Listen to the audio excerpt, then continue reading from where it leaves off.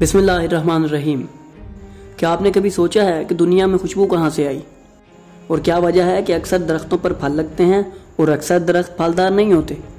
یہ سب درخت اس زمین پر کس طرح آئے اور آدم حوا کس طرح زمین پر آئے اور اس زمین پر آنے کے بعد ان کو کن مشکلات کا سامنا کرنا پڑا؟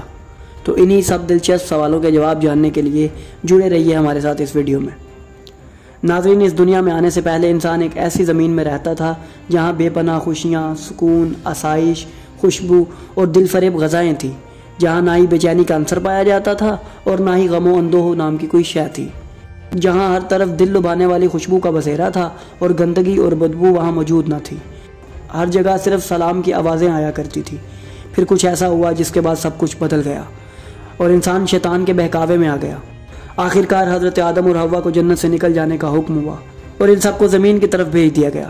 جیسے ہی وہ زمین پر آئے تو انہوں نے بہت سی مشکلات کا سامنا کیا۔ ان میں سے پہلی تو یہ تھی کہ شیطان ملعون نے تمام درندوں کو حکم دیا کہ یہ مخلوق ان کو ختم کرنے آئی ہے، چنانچہ وہ ان پر حملہ کریں۔ اس پر وہ تمام درندے اکٹھے ہو گئے اور ان پر حملہ کرنے کے لیے دوڑے۔ حضرت آدم یہ دیکھ کر پریشان ہو گئے اور اللہ سے فریاد کرنے لگے۔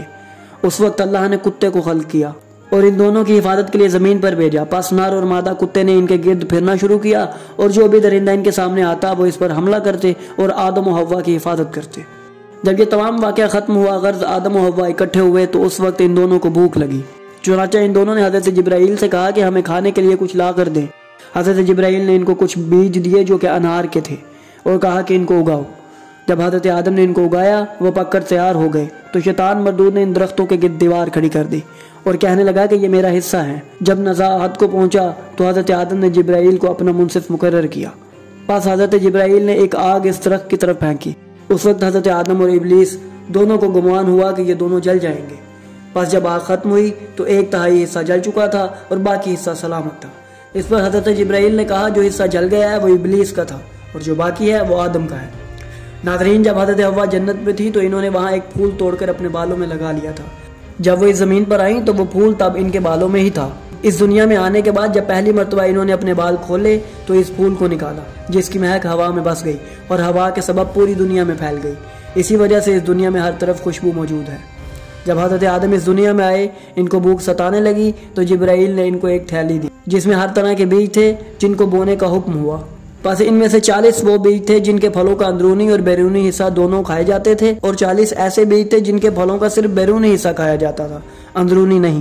اور اس وقت جو درخت حضرت آدم نے اپنے ہاتھ سے لگائے ان میں پھل لگتا ہے اور جو درخت حضرت حوا نے لگائے ان میں پھلوں کی بجائے صرف پھول لگتے ہیں۔ تو ناظرین، یہ تھے وہ چند حقائق جو حضرت آدم کے اس دنیا میں آنے کے متعلق تھے۔ ان کا اس زمین میں آنا کسی عظیم واقعے سے کم نہیں جس کی بہت سی تفصیل ابھی بیان کرنا باقی ہے۔ اگر آپ کو ہماری یہ کاوش پسند آئی تو ہماری ویڈیو کو لائک کریں اور چینل کو سبسکرائب کریں اور بیل آئیکن کو بھی دبا دیں تاکہ آپ کو ہماری آنے والی مزید ویڈیوز ملتی رہیں اور آپ علم سے مستفید ہوتے رہیں۔